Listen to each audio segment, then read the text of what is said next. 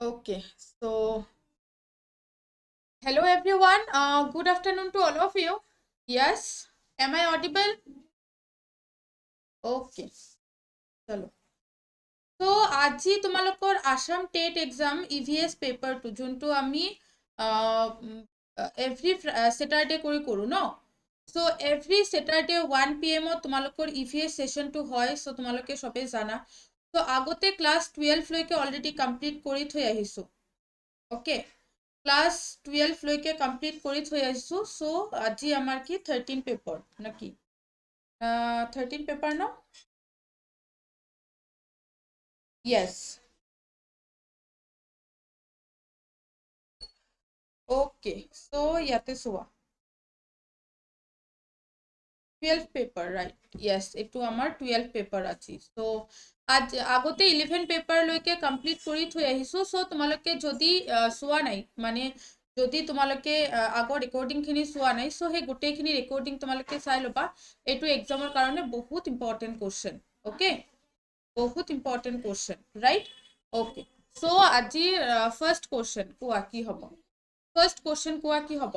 What is the SI unit for measuring intensity of sound or noise? তার মানে শব্দ বা শব্দৰ তীব্ৰতা পৰিমাপৰ বাবে SI এককটো কি? মানে শব্দ বা শব্দৰ তীব্ৰতা পৰিমাপৰ বাবে SI এককটো কি? সো কি হ'ব এনসাৰ কোৱা। অলপ টাইম দিছো তোমালোকক, সেই টাইমখিনিৰ ভিতৰত তোমালোকে এনসাৰটো ক'ব ট্ৰাই কৰা কি হ'ব।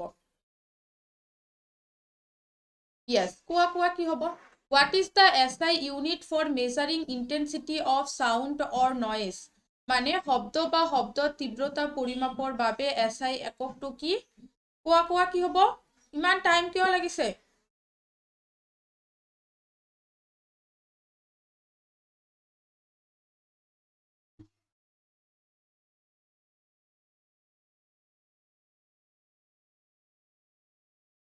Yes, very good, very good. Yes, শব্দ বা শব্দৰ তীব্ৰতা পৰিমাপৰ বাবে SI এককটো হৈছে কি? Decibel. Okay, decibel that means into কি হ'ব? Decibel, that means option number A is the correct answer. Option number A is the correct answer. So তোমালোকে ইয়াতে চোৱা option number A is the correct answer. বাকিখিনি তোমালোকে চাই লোৱা answer কিয় অহা নাই? ইমান টাইম কেনেকে হ'ব? এক্সামত কিন্তু ভালকে প্ৰিপাৰেশ্যন কৰিব লাগিব। তো তেতিয়াহ'লে টাইমত ইজিলি সলভ কৰিব পাৰিবা। ওকে, চ' ইয়াতে চোৱা লগতে কেইটামান এক্সট্ৰা কুৱেশ্যন তোমালোকে চাই লোৱা। মাছ যে আমি পৰিমাপ কৰোঁ, সেই মাছ আমি কি দি পৰিমাপ কৰোঁ? মাছ মানে কি? ভৰ। ওকে, তো মাছৰ এককটো কি? মাছৰ এককটো হৈছে কেজি। ওকে, সিমিলাৰলি টাইম, তাৰপিছত আমাৰ কি? টেম্পাৰেচাৰ। টাইম আমি কি দি মানে টাইমৰ এককটো কি? তো কোৱা ইয়াতে টাইমৰ একক কি? দ্যাট মিন্স টাইমৰ আমাৰ SI ইউনিটটো কি? ওকে, আৰু এটা এক্সাম্পল সাপোজ ধৰা টেম্পাৰেচাৰ। ইয়েস, টেম্পাৰেচাৰ কি হ'ব? টেম্পাৰেচাৰেৰ ইউনিটটো কি? সো এই দুটা কোৱা কি হ'ব? এই দুটা কোৱা কি হ'ব? টেম্পাৰেচাৰেৰ ইউনিটটো হৈছে কি? আমাৰ SI ইউনিটটো হৈছে আমাৰ কি? কেলভিন। ওকে, আৰু টাইমৰ SI ইউনিটটো হৈছে আমাৰ কি? সেকেন্ড। টাইমৰ SI ইউনিটটো আমাৰ কি? সেকেন্ড। সো এটা কোৱেশ্যনৰ লগত বাকি আৰু তিনিটা আমি সলভ কৰিলো। তো তোমালোকে সেইটো অকমান চাই ল'বা। ওকে, নেক্সট কোৱেশ্যনত মুভ কৰোঁ। নেক্সট চোৱা which type of mirror used in automobiles to see the traffic on the rear side? তার মানে সেই মটৰ গাড়ীৰ পিছত মানে মটৰ গাড়ীৰ পিছফালত যে আমাৰ এটা মিৰৰ থাকে। ওকে, সেই মিৰৰটো কিয় থাকে? পিছফালৰ আমাৰ ট্ৰাফিকটো চোৱাৰ কাৰণে। পিছফালৰ ট্ৰাফিক চাবলৈ মটৰ গাড়ীত যে আইনাটো থাকে, সেই আইনাটো কি আইনা ব্যৱহাৰ কৰা হয়? তাৰ মানে অসমীয়াত তোমালোকৰ ইয়াতে দিয়া আছে পিছফালৰ ট্ৰাফিক চাবলৈ মটৰ গাড়ীত কোন ধৰণৰ আইনা ব্যৱহাৰ কৰা হয়? ইয়েস, সো এনসাৰ কি হ'ব কোৱা? এনসাৰ কি হ'ব? Concave mirror, plane mirror, convex mirror না নান অফ দিস? সো পিছফালৰ ট্ৰাফিক চাবলৈ মটৰ গাড়ীত কি ধৰণৰ আইনা ব্যৱহাৰ কৰা হয়? Option number C is the correct answer. Okay, convex mirror is the correct answer, option number C. Okay, so which type of mirror used in automobiles to see the traffic on the rear side? তার মানে পিছফালৰ traffic চাবলৈ motor গাড়ীত কি ধৰণৰ আইনা ব্যৱহাৰ কৰা হয়? Very good, option number C is the correct answer, convex mirror. Okay, next question চোৱা। What is the SI unit of electrical resistance? তাৰ মানে বৈদ্যুতিক প্ৰতিৰোধৰ SI ইউনিটটো কি? বৈদ্যুতিক প্ৰতিৰোধৰ SI ইউনিটটো কি? কি হ'ব কোৱা? What is the SI unit of electrical resistance? কোৱা কোনে কাৰ আগত এনসাৰ দিব পাৰে? বৈদ্যুতিক প্ৰতিৰোধৰ SI এককটো কি? What is the SI unit of electrical resistance? কি হ'ব কোৱা? What is the SI unit of electrical resistance? তাৰ মানে বৈদ্যুতিক প্ৰতিৰোধৰ SI এককটো কি? বৈদ্যুতিক প্ৰতিৰোধৰ SI একক। কোৱা তোমালোকে আগতে কোৱা, তাৰ পিছত মই কৈ আছো। কি হ'ব কোৱা? বৈদ্যুতিক প্ৰতিৰোধৰ SI এককটো কি? What is the SI unit of electrical resistance? কি হ'ব কোৱা?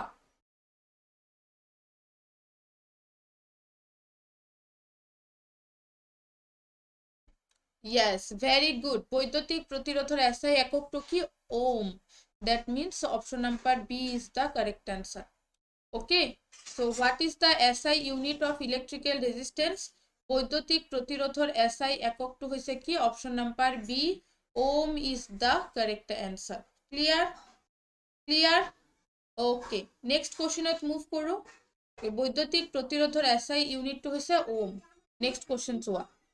At what temperature the numerical values on Celsius and Fahrenheit scales becomes equal? তাৰ মানে কোন তাপমাত্ৰাত সেলসিয়াস আৰু ফাৰেনহাইট স্কেলৰ সংখ্যাৰ মান সমান হয়? কোন তাপমাত্ৰাত সেলসিয়াস আৰু ফাৰেনহাইট স্কেলত সংখ্যাৰ মান সমান হয়?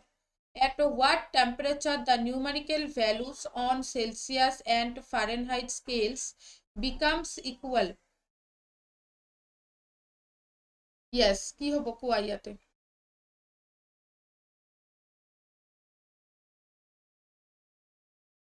কোৱা কি হ'ব? At what temperature the numerical values on Celsius and Fahrenheit scale becomes equal? কোন তাপমাত্ৰাত সেলসিয়াস আৰু ফাৰেনহাইট স্কেলৰ সংখ্যাৰ মান সমান হয়? সো ইয়াতে কোৱা, এইটো ফৰ্মুলাটো তোমালোকে শিকি লোৱা। সো ফৰ্মুলাটো কি আছিলে? কোনে আনসাৰ দিব পাৰি আছে?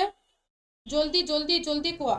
মানে কি কোন টেম্পাৰেচাৰত numerical values on Celsius and Fahrenheit scales become equal, তার মানে C ইকুয়াল টু F হ'ব। C ইকুয়াল টু F হ'ব। ওকে, সো আমার ফর্মুলাটো কি আছিলে? C equal to F/9। Okay, C equal to F/9। তাৰ পিছত কোৱা ফৰ্মুলাটো কি আছিলে? কোৱা কোনে ক'ব পাৰা তোমালোকে? সরি F নহয়, 5/9। 5/9, so C equal to 5/9 F minus 32. Okay, so আমাৰ ইয়াতে কি কৈছে? C equal to F হ'ব লাগিব। so C ৰ জাগাত F put কৰি দিয়া। so F equal to কি হ'ব? 5/9 F minus 32. Okay, at what temperature the numerical values on Celsius and Fahrenheit scales becomes equal? Okay, becomes equal. তার মানে সেলসিয়াস ইকুয়াল টু ফারেনহাইট হ'ব। So ইয়াতে চোৱা 9F ইকুয়াল টু কি? 5F minus 32 5 দি multiply কৰা। 32 5 দি multiply কৰিলে 5 2 যা 10। Yes, তার মানে এটো কিমান হ'ব? 160 ন? তার মানে এটো কি হ'ব? 160।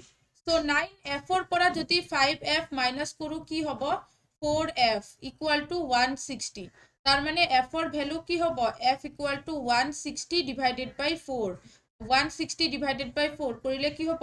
F equal to 40। Okay, F equal to 40। আচ্ছা, ইয়াতে তো এটা ভুল হল। -160 আছিলে ন? -160 আছিলে। সো এটো কি হ'ব? -40। তার মানে আমার অ্যান্সার কি হ'ব? এইটো প্লাস মাইনাস ভুল কৰিলে কিন্তু একদম পুৰা কমপ্লিটলি ভুল হৈ যাব। ইয়েস, তাৰ মানে কোন তাপমাত্ৰা সেলসিয়াস আৰু 0 ডিগ্ৰীৰ পৰা কম তেতিয়া হলে? কোন তাপমাত্ৰা সেলসিয়াস আৰু ফাৰেনহাইট স্কেলত সংখ্যাৰ মান সমান হ'ব? -40 ডিগ্ৰী সেলসিয়াস। তাৰ মানে 0 ডিগ্ৰীৰ পৰাও কম। ওকে, সো ইয়েস ইয়াতে মোৰ অকমান ভুল হৈছিলে মানে ডাঙৰৰ আগত মাইনাছ আছিলে মই দেখা পোৱা নাছিলো সো এনসাৰটো কি হ'ব -40 so -40 is the correct answer clear না yes is it clear okay next question চোৱা what is the major constituent of gobar gas তাৰ মানে গোবৰ গ্যাসৰ প্ৰধান উপাদান কোনটো গোবৰ গ্যাসৰ প্ৰধান উপাদান কোনটো কি হ'ব carbon dioxide methane sulphur না nitrogen what is the major constituent of gobar gas কি হ'ব এনসাৰ কোৱা কোনে ক'ব পাৰা এইটো একদম কিন্তু ইজি কোশ্চেন আৰু common question so what is the major constituent of gobar গ্যাসৰ প্ৰধান উপাদান কোনটো মানে গোবৰ গ্যাসৰ প্ৰধান উপাদান কোনটো yes very good excellent yes গোবৰ গ্যাসৰ প্ৰধান উপাদান হৈছে মিথেন আৰু মিথেনৰ কেমিকেল ফৰ্মুলাটো কি মিথেনৰ কেমিকেল ফৰ্মুলাটো হৈছে CH4 ওকে সো মিথেনৰ কেমিকেল ফৰ্মুলাটো কি CH4 so CH4 is the correct answer clear CH4 is the correct answer okay next questionত move কৰো yes next question চোৱা কি হ'ব which endocrine gland is also known as master gland তাৰ মানে কোনখন অন্তঃসৰী গ্ৰন্থিক master গ্ৰন্থি বুলিও কোৱা হয় yes এটোতে একদম ইজি আৰু কমন কোশ্চেন সো তোমালোকে কোৱা কি হ'ব which endocrine gland is also known as master gland so আমাৰ অপচনত কি কি আছে thyroid gland pituitary gland thymus gland আৰু কি পাইনেল গ্ল্যান্ড সো आंसर কি হ'ব কোৱা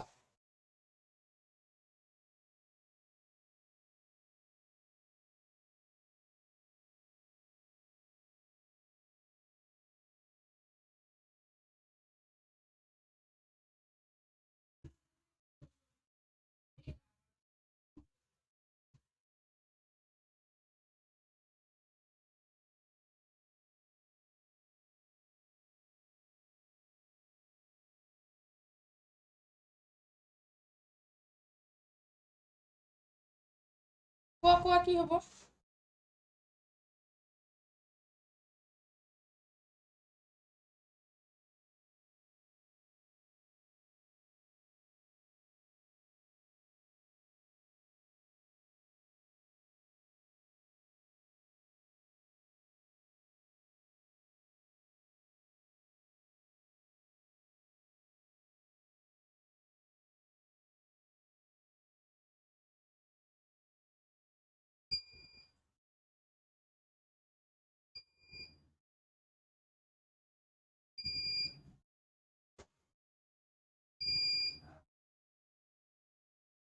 কোৱা आंसर দিয়া কি হ'ব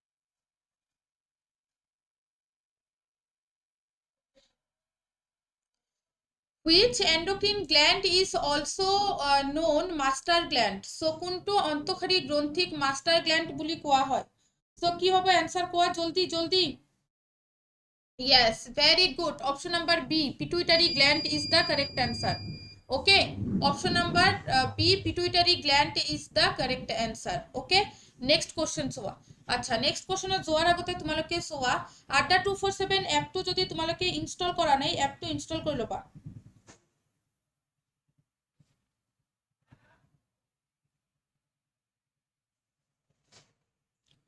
আড্ডা 247 এপটো যদি ইনষ্টল কৰা নাই এপটো ইনষ্টল কৰি ল'বা আৰু এপৰ ফিচাৰ্ছবিলাক চাই ল'বা গোটেইখিনি কিন্তু আমাৰ এপত free current affairs job alerts daily quizzes subject wise quizzes সেই গোটেইখিনি আমাৰ এপত কি ফ্ৰী ওকে নেক্সট কোশ্চেন চোৱা what is the functional unit of kidney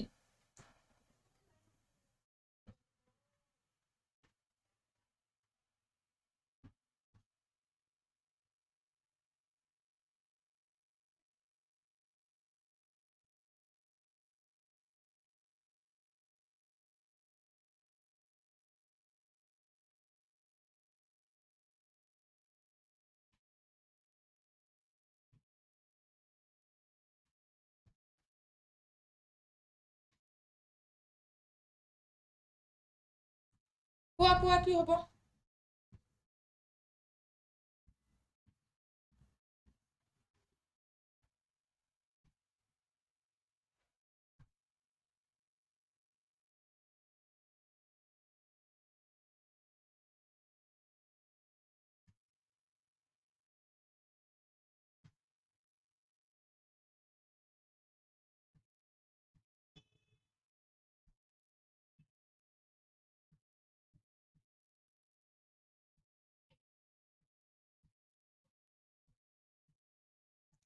Yes, এতিয়ালৈকে কিন্তু এটা এনসাৰ অহা নাই। কি হল তোমালোকৰ?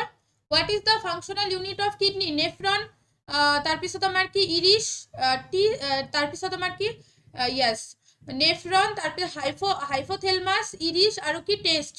তো আমাৰ বৃক্কৰ কাৰ্যকৰী একক কোনটো? আমাৰ nephron. That means option number A is the correct answer. Okay, next question চোৱা। What is responsible for water transportation of plants? তার মানে গছ গছনির পানি পরিবহন দায়িত্ব কি?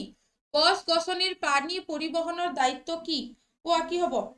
গছ গছনিৰ পানী পৰিবহনৰ দায়িত্ব কি? তাৰ মানে দায়িত্ব কি নহয়, মানে একচুৱেলি ইয়াতে অসমীয়াটো অলপ মানে গণ্ডগোল আছে।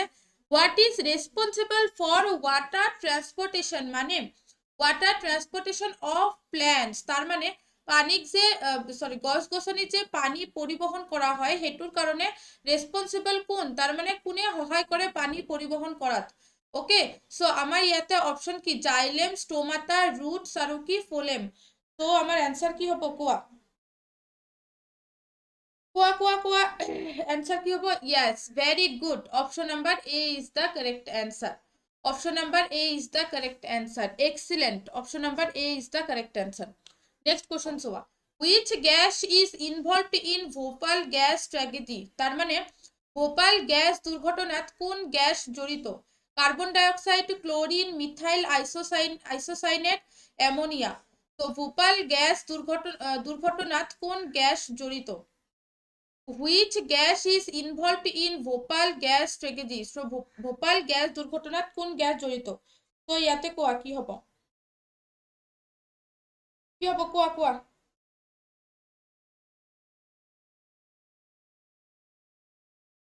Which gas is involved in Bhopal gas tragedy? তার মানে ভোপাল গ্যাস দুর্ঘটনাত কোন গ্যাস জড়িত?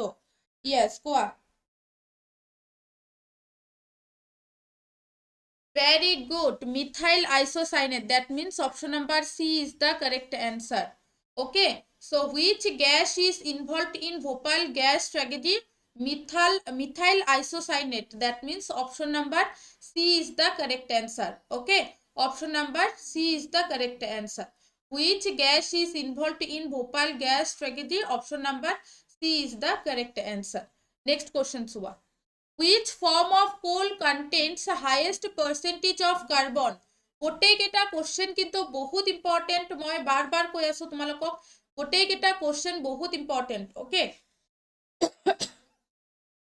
কিন্তু তোমালোকে এনসাৰ দিব বহুত লেট কৰি আছা। Which form of coal contains highest percentage of carbon? কয়লাৰ কোনখন ৰূপত সৰ্বাধিক শতাংশ কাৰ্বন থাকে? Yes, so কোৱা কি হ'ব? Which form of coal contains the highest percentage of carbon? Yes, কি হ'ব? Option number A. আৰু যদি lowest percentage of carbon কয় তেতিয়াহ'লে কি হ'ব? Lignite. Okay, so anthracite.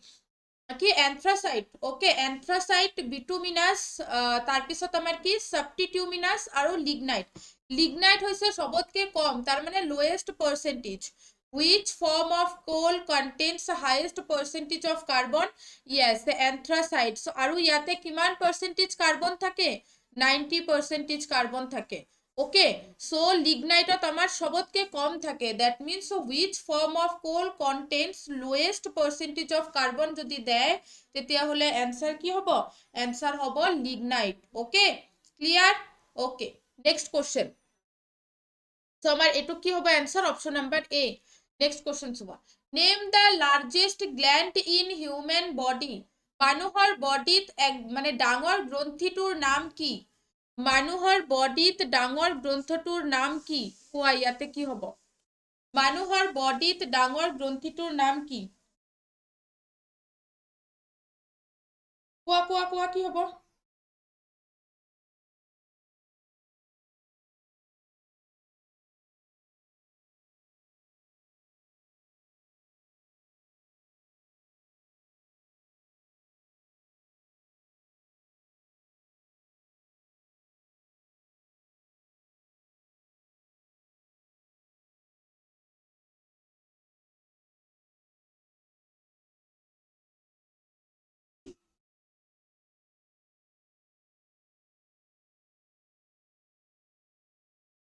চোৱা, name the largest gland in human body. মানুহৰ বডিত ডাঙৰ গ্ৰন্থিটোৰ নাম কি?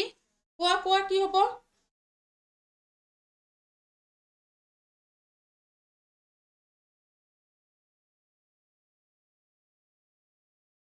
Yes, very good. মানুহৰ বডিত ডাঙৰ গ্ৰন্থিটোৰ নাম হৈছে কি? Liver. That means option number A is the correct answer. Okay, next চোৱা। Iron is prevented from rusting by coating with zinc. This process is called, তাৰ মানে this process is called, সেই প্ৰচেছটো কি বুলি কোৱা হয়? জিংকৰ লগত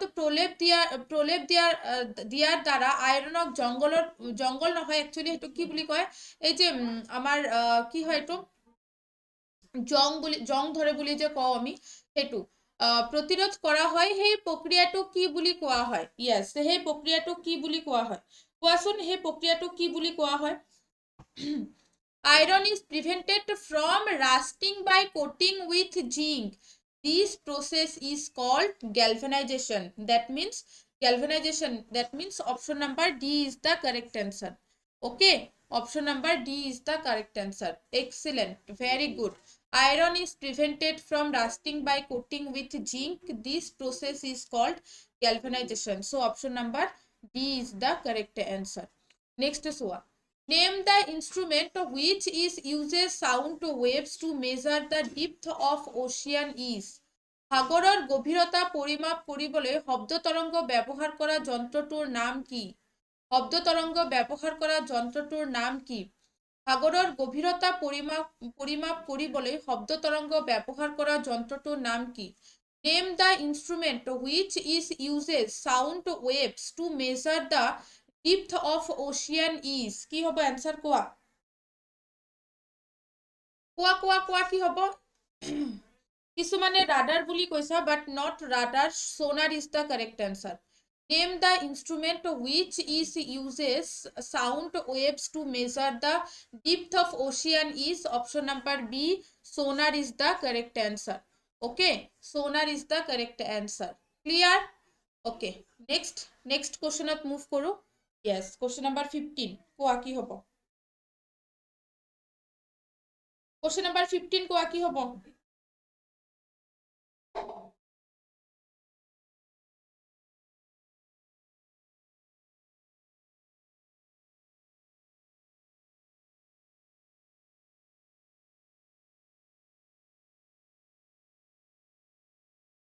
In which of the following medium speed of sound will be maximum? নিম্নোক্ত মাধ্যমসমূহৰ ভিতৰত কোনটো মাধ্যমত শব্দৰ গতিবেগ সৰ্বাধিক হ'ব? In which of the following medium speed of sound will be maximum? নিম্নোক্ত মাধ্যমসমূহৰ ভিতৰত কোনটো মাধ্যমত শব্দৰ গতিবেগ সৰ্বাধিক হ'ব? তো ইয়াতে কোৱা কি হ'ব? In which of the following medium speed of sound will be maximum? তো ইয়াতে কি হ'ব কোৱা? নিম্নোক্ত মাধ্যমসমূহৰ ভিতৰত কোনটো মাধ্যমত শব্দৰ গতিবেগ সৰ্বাধিক হ'ব? Air, vacuum, steel or water? So correct answer will be what? কোৱা কি হ'ব? Correct answer will be what? In which of the following medium speed of sound will be maximum? তাৰ মানে নিম্নোক্ত মাধ্যমসমূহৰ ভিতৰত কোনটো মাধ্যমত শব্দৰ গতিবেগ সৰ্বাধিক হ'ব? Yes, কোৱা কি হ'ব? Question number 15. Yes, very good. Steel is the correct answer. That means option number C is the correct answer. Okay, next question চোৱা। Next question চোৱা কি হ'ব?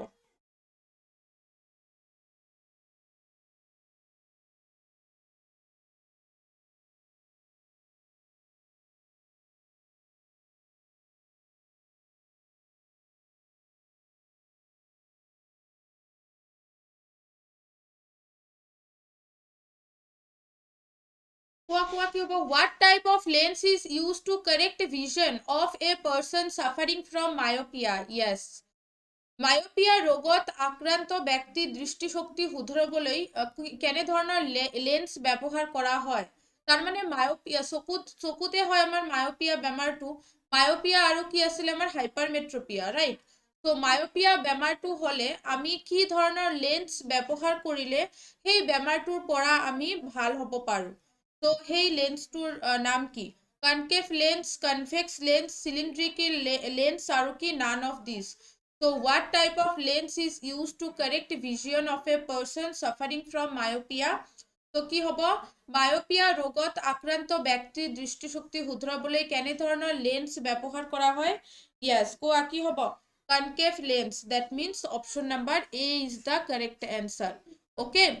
A concave lens. That means option number A is the correct answer. So what type of lens is used to correct vision of a person suffering from myopia? Yes, very good. That means concave lens is the correct answer. Next is what? Which gas is used as fire extinguisher? Itu to ekdom easy question. সৰু বাচ্চাও এটা ক'ব পাৰিব যে অগ্নি নিৰ্বাপক যন্ত্ৰ হিচাপে কোন গ্যাস ব্যৱহাৰ কৰা হয়? কোন গ্যাস ব্যৱহাৰ কৰা হয়? সো আমি যেতিয়া আমাৰ কেতিয়াবা আগুন মানে সৰি যেতিয়াবা মানে কেতিয়াবা সাপোজ ধৰ আমাৰ জুইটো কি কৰিব লাগিব? নিৰ্বাপক কৰিব লাগিব, মানে নিভাব লাগিব। সো তেতিয়া আমি কি গ্যাস ব্যৱহাৰ কৰো? ইয়াস, সো কোৱা কি হ'ব? যেতিয়া জুই আমাৰ জ্বলাব লাগে তেতিয়া আমি অক্সিজেন ব্যৱহাৰ কৰো, আৰু যেতিয়া আমাৰ নিভাব লাগে তেতিয়া আমাৰ কি? Carbon dioxide. That means option number C is the correct answer. আৰু এইটো কিন্তু একদম কমন, মানে কমন, দ্যাট মিন্স এইটো একদম ইজি কোশ্চেন, সৰু বাচ্চাৰ নিচিনা এটা কোশ্চেন তোমালোকক দিয়া হৈছে। তো option number C is the correct answer. Okay, next চোৱা। Brass is an alloy of which two metal? পিতল হৈছে কোন দুটা ধাতুৰ মিশ্ৰণ? পিতল কোন দুটা ধাতুৰ মিশ্ৰণ? So brass is an alloy of which two metal? Iron and zinc, gold and silver, copper and zinc, copper and silver. তো কি হ'ব কোৱা? Brass is an alloy of which two metal? পিতল হৈছে কোন দুটা ধাতুৰ মিশ্ৰণ? তো ইয়াতে দুটা ধাতুৰ ইয়েস, অপশন কেইটা চোৱা। Iron and zinc, gold and silver, copper and zinc, copper and silver. তো অ্যান্সাৰ কি হ'ব কোৱা? Brass is an alloy of which two metal? পিতল হৈছে কোন দুটা ধাতুৰ মিশ্ৰণ? ইয়েস, কোৱা কি হ'ব? Yes, very good. Option number C, copper and zinc. আচ্ছা, কপাৰ আৰু জিঙ্কৰ এটমিক নাম্বাৰটো ক'ব পাৰিবা তোমালোকে? কপাৰ আৰু জিঙ্কৰ এটমিক নাম্বাৰটো কি? কপাৰৰ এটমিক নাম্বাৰ হৈছে কিমান? 29, আৰু জিঙ্কৰ এটমিক নাম্বাৰ হৈছে আমাৰ 30। তো কপাৰ আৰু জিঙ্কৰ মিশ্ৰণৰ ফলত আমাৰ কি? ইয়েস, মানে ব্ৰাশ ইজ এন এলয় অফ, মানে পিতল কোন দুটা ধাতুৰ মিশ্ৰণ? কপাৰ আৰু জিঙ্কৰ মিশ্ৰণ। ওকে, নেক্সট কোশ্চেন চোৱা। What is the chemical name of milk of magnesia? ম্যাগনেসিয়াৰ গাখীৰত ৰাসায়নিক নামটো কি? ম্যাগনেসিয়াৰ গাখীৰৰ ৰাসায়নিক নামটো কি? তাৰ মানে what is the chemical name of milk of magnesia? তাৰ মানে মিল্ক অফ ম্যাগনেসিয়াৰ কেমিকেল নেমটো কি? ইয়েস, সো কি হ'ব? মিল্ক অফ ম্যাগনেসিয়াৰ কেমিকেল নেমটো কি? তো ইয়াতে কি হ'ব কোৱা? এইটো তোমালোকে ক'বা। মিল্ক অফ ম্যাগনেসিয়াৰ কেমিকেল নেমটো। মই এই গোটেইকেইটা কোশ্চেনৰ ভিতৰত তোমালোকৰ এই এটা কোশ্চেনে হোমৱৰ্ক দিম। তো এইটো তোমালোকে হোমৱৰ্ক কমেন্ট বক্সত এনসাৰটো দিবা মোক। Okay, so what is the chemical name of milk of magnesia? তাৰ মানে মিল্ক অফ ম্যাগনেসিয়াৰ কেমিকেল নেম। আৰু এইটো বহুত ইম্পৰ্টেণ্ট কোশ্চেন, সেইকাৰণে মই এইটো নকওঁ, তোমালোকে এনসাৰটো দিবা, তাৰপিছত মই এনসাৰটো তোমালোকক কৈ দিম। ওকে, কমেন্ট বক্সত কাৰেক্ট হৈছে নে নাই। Alright, next question. Which vitamin plays important role in blood clotting? রক্ত জমা হোৱাত কোনবিধ ভিটামিনে গুৰুত্বপূৰ্ণ ভূমিকা পালন কৰে? তাৰ মানে কেতিয়াবা সাপোজ ধৰা আমি যেতিয়া আমি ক'বাত দুখ পালো, দুখ পোৱাৰ ফলত কি হয়, আমাৰ ব্লাডটো এটা জাগাত জমা হৈ যায় ন, তো সেইটো কি বুলি কয়? ব্লাড ক্লটিং বুলি কয়। তো সেই হুইচ ভিটামিন প্লেজ, তাৰ মানে সেই ব্লাড ক্লটিঙত কোন ভিটামিন ইম্পৰ্টেণ্ট ৰোল প্লে কৰে? কোন ভিটামিন ইম্পর্টেন্ট রোল প্লে করে? সো রক্ত জমা হওয়াত কোনবিধ ভিটামিনে গুরুত্বপূর্ণ ভূমিকা পালন করে? Yes, vitamin K. That means option number C is the correct answer. Okay, option number C is the correct answer, vitamin K. Clear?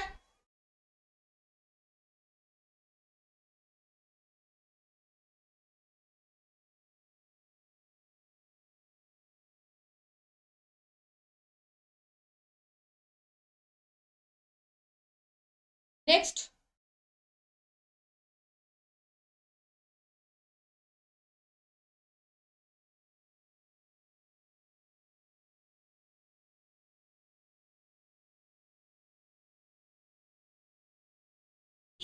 Next সোয়া।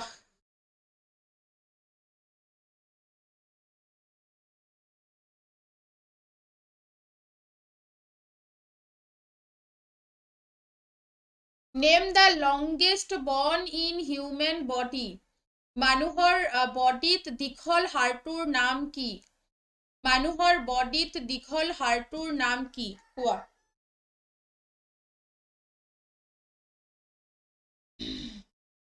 মানুহৰ বডিত দীঘল হাড়টোৰ নাম কি? Name the longest bone in human body. তো কি হ'ব কোৱা।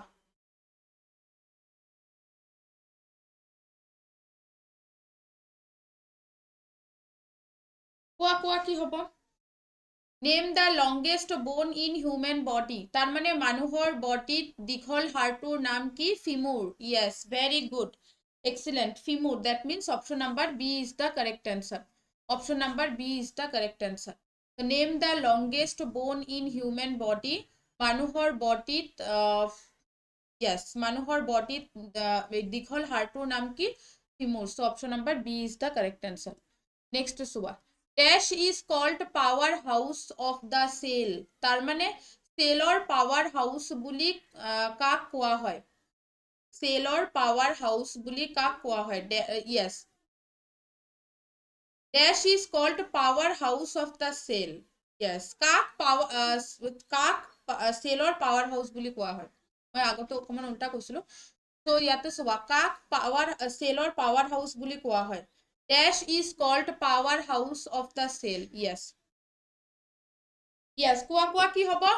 একদম ইজি কোশ্চেন, কিন্তু কমন কোশ্চেন। তোমালোকে স্কুলত পঢ়িছা এনেকুৱা ধৰণৰ প্ৰব্লেম, আৰু এইটো থিয়ৰিটো গোটেইখিনি তোমালোকে স্কুলত পঢ়িছা। চ' ইমান টাইম কিয় লাগিছে এনসাৰ দিব? আৰু ইমান ইজি কোশ্চেন সুধিছো তোমালোকক। Dash is called power house of the cell, তাৰ মানে কাক সেলৰ পাৱাৰ হাউস বুলি কোৱা হয়? Yes, mitochondria is the correct answer. That means option number A. Option number A. So dash is called powerhouse of the cell. Mitochondria is called powerhouse of the cell. তার মানে mitochondria cellor powerhouse বুলি কোৱা হয়। Okay, so option number A is the correct answer. Clear? Next Suba. What is the working principle of the hydraulic brakes in automobiles? তার মানে automobile বোৰত হাইড্ৰোলিক ব্ৰেকৰ কাৰ্যকৰী নীতি কি? What is the working principle hydraulic brakes in automobiles? তো অটোমোবাইলত hydraulic ব্ৰেকছৰ কাৰ্য মানে ওয়াৰ্কিং প্ৰিন্সিপালটো কি? ইয়েস, সো কোৱা কি হ'ব? কোৱা কোৱা কোৱা কি হ'ব? What is the working principle of the hydraulic brakes in automobile? Pascal's law. Yes, excellent, very good. Option number D is the correct answer. Okay, Pascal's law. Okay, what is the working principle of the hydraulic brakes in automobiles? Pascal's law is the correct answer. Clear? Next question. The sun hits the earth through. The sun hits the earth through. Yes, কোৱা কি হ'ব? The sun hits the earth through, তাৰ মানে এই সান যে আমাক পৃথিৱীক যে গৰম কৰে, সেইটো কাৰ থ্ৰু দি কৰে? সেইটো কাৰ থ্ৰু দি কৰে? সো আমাৰ অপশনত কি কি আছে? কন্ডাকশন, কনভেকশন, ৰেডিয়েশন, আৰু কি নান অফ দিস। সো আমাৰ এনসাৰ কি হ'ব কোৱা? এনসাৰ কি হ'ব কোৱা? Yes, very good, radiation. The sun hits the earth through radiation. Okay, sun radiation through the earth গরম করে। Okay, so আমার answer কি হবো? Option number C is the correct answer. Okay, so Azir last question. Azir last question কোয়া কি হবো? এটোতো একদম easy common question, এটো সবে পারিব লাগিব। ওজন layer above the surface of earth protects from dash. ওজন layer above the surface of earth protects from dash. কি হব এটো কোৱা?